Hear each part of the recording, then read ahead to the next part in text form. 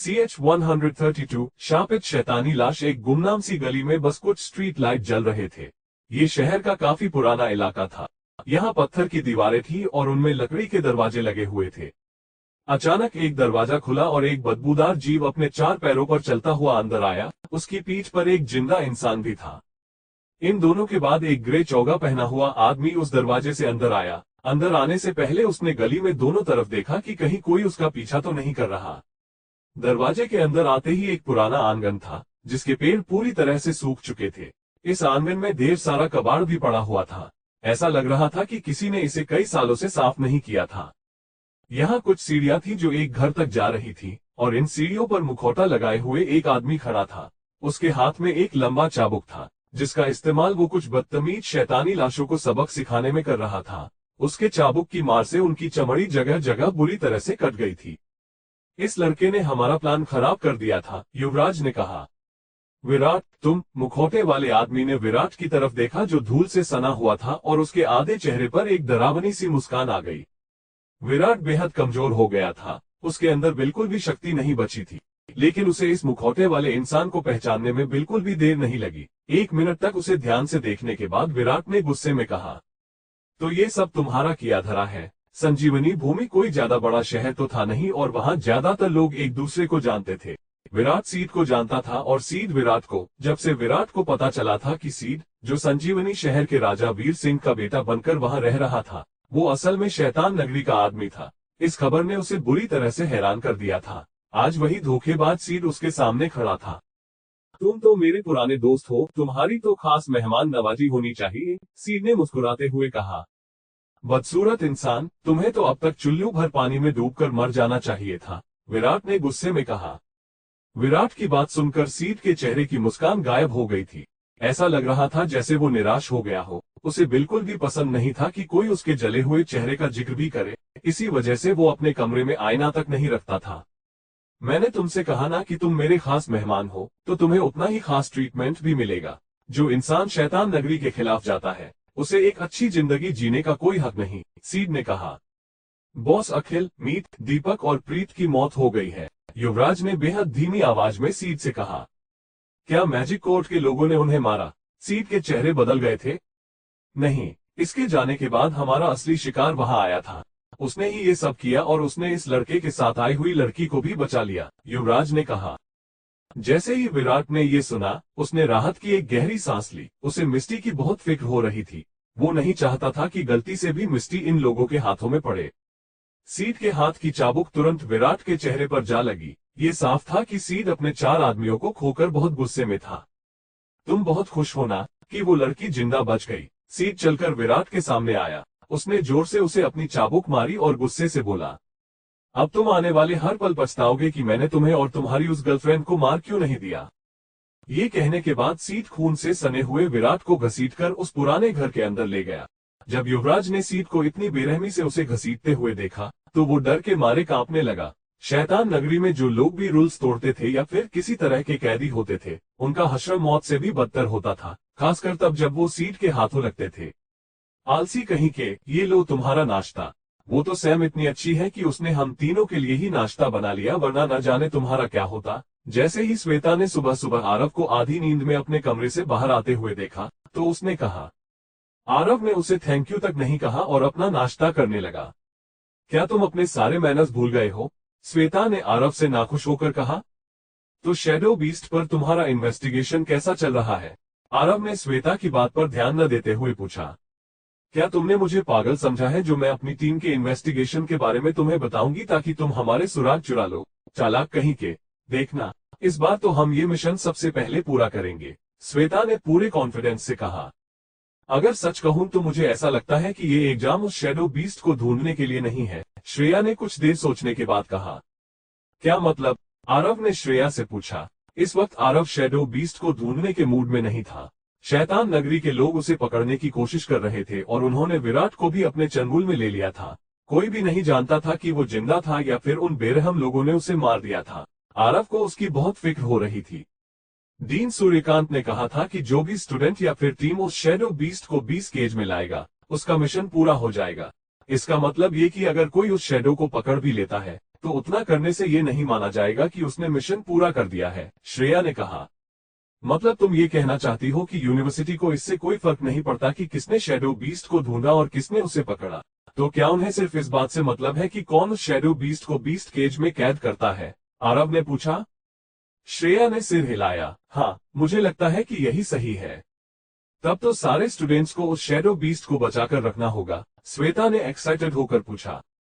इसलिए हमें उस शैडो बीस्ट को पकड़ने से पहले इस बारे में अच्छे से सोचना होगा कि उसे दूसरे लोगों से कैसे बचाए, श्रेया ने कहा। देखा जाए तो शैडो बीस्ट तो सिर्फ एक बहाना है। आखिर में स्टूडेंट्स को एक दूसरे से लड़ना ही पड़ेगा, श्वेता ने अचानक चिड़चिड़ा कर कहा। श्रेया की बात सुनकर आरव का भी दिमाग तेजी से दौड़ने लगा था।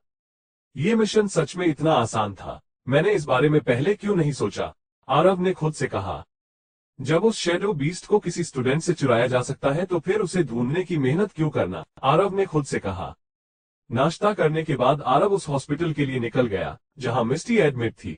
मिस्टी की हालत अब पहले से कहीं ज्यादा बेहतर थी। उस हीलिंग मैजिशियन के मैजिक ने उसके लगभग सारे घाव भर दिए थे।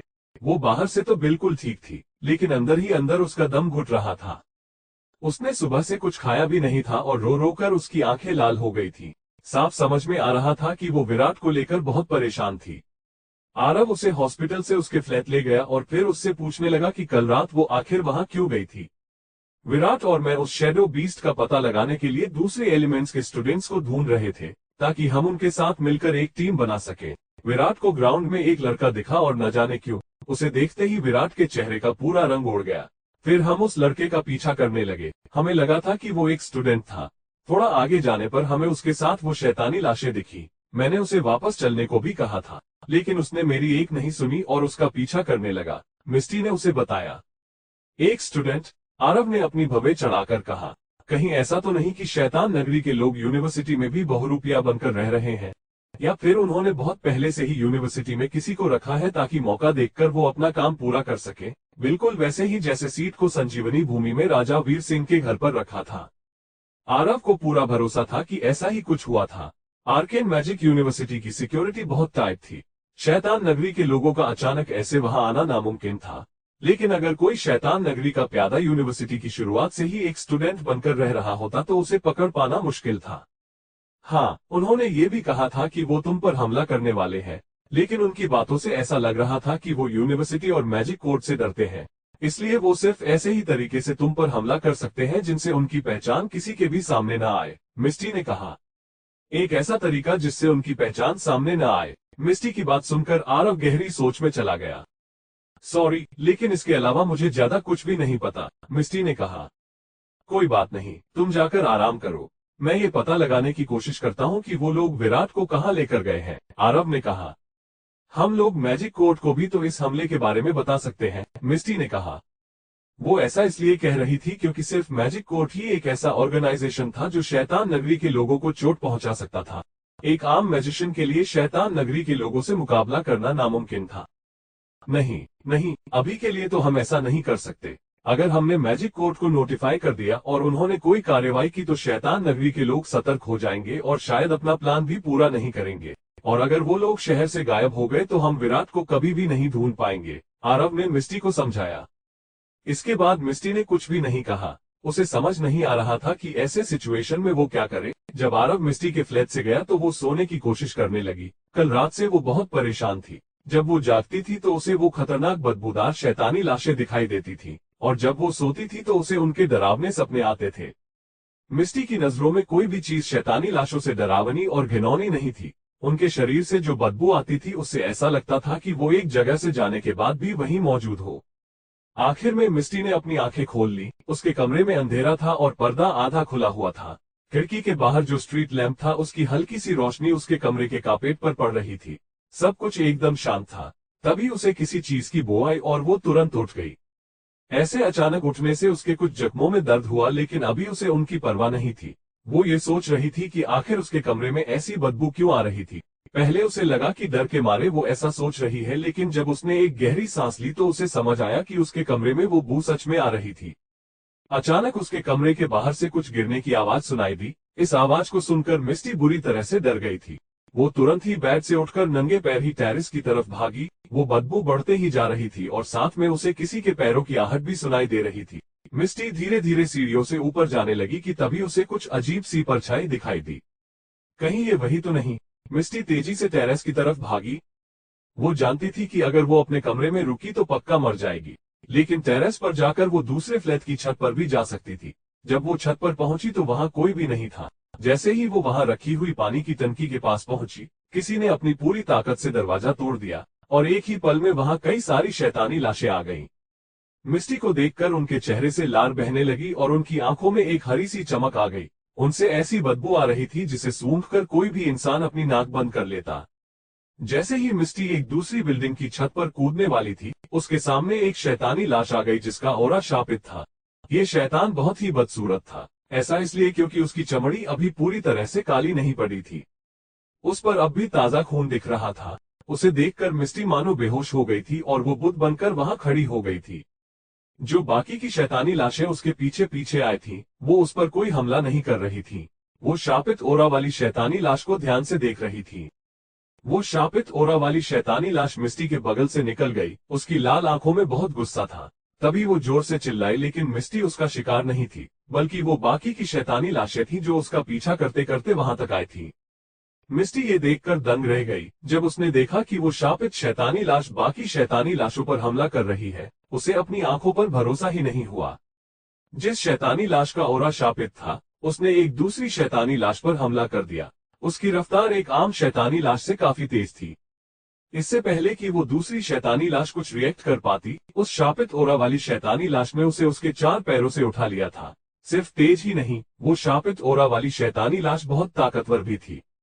उसने उस छोटी शैतानी लाश को उठाया और 2 टुकड़ों में चीर कर रख दिया। हड्डियां टूटने की आवाज आ रही थी और जमीन पर चारों तरफ काला खून फैला हुआ था। उस शापित ओरा वाली शैतानी लाश ने दूसरी छोटी शैतानी लाश को ठिकाने लगा दिया था। ये देखकर बाकी बची हुई शैतानी लाशें बुरी तरह से डर गई थीं। उन्हें देखकर ऐसा लग रहा था कि वो कैसे भी बस वहां से भागना चाहती थी। तभी शापित ओरा वाली शैतानी लाश पीछे मुड़ी और अपने पंजों से उन दूसरी शैतानी लाशों पर हमला कर दिया। उसका ये हमला इतना तेज था कि उन शैतानी लाशों के पीछे जो दीवार थी, वो भी टूट गई और सिर्फ दीवार ही नहीं, बल्कि दीवार के सामने खड़ी हुई उन शैतानी लाशें के भी टुकड़े टुकड़े हो गए। ये शापित ओरा वाली शैतानी लाश बहुत खतरनाक थी। जब उसने देखा कि बाकी बची हुई 4 शैतानी लाशें भागने की कोशिश कर रही हैं, तो वो उनके पीछे जाने लगा। वो शापित शैतानी लाश उन दूसरी शैतानी लाशों को मार रही थी। जो दर्द उसकी आंखों में था, वो इन शैतानी लाशों को मारने से ही कम हो रहा था। चांद की रोशनी छत को रोशन कर रही थी।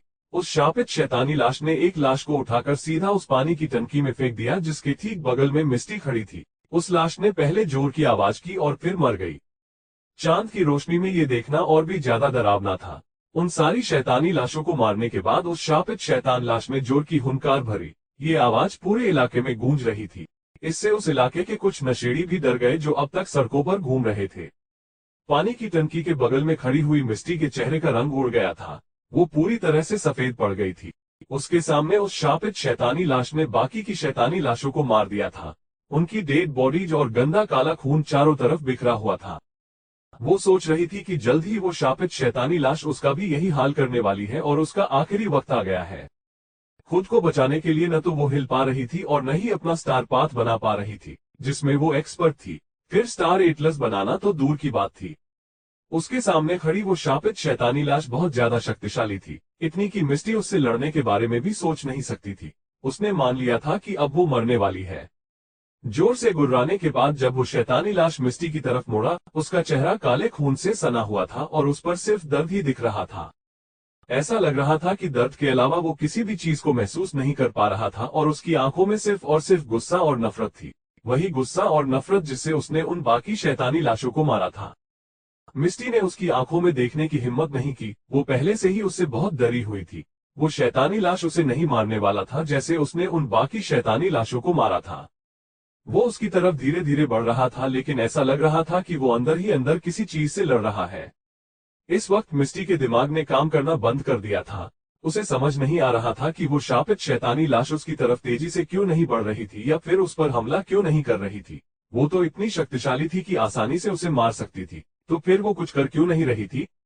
तुम उसे मारने के लिए आगे क्यों नहीं बढ़ते? तभी किसी की आवाज आई। छत पर एक ऐसा आदमी आया जो बहुत अजीब था। मिस्टी ने मुड़कर देखा तो ये आदमी अपने आधे चेहरे पर मुखौटा पहने हुए था और छत के एक अंधेरे कोने में खड़ा था। हे गाइस, मेरे चैप्टर को लाइक करना मत भूलना। आपका एक लाइक मुझे और भी इंटरेस्टिंग और जल्दी लिखने के लिए मोटिवेट करता है। आपके सपोर्ट के बिना यह संभव नहीं है। धन्यवाद। स्माइल।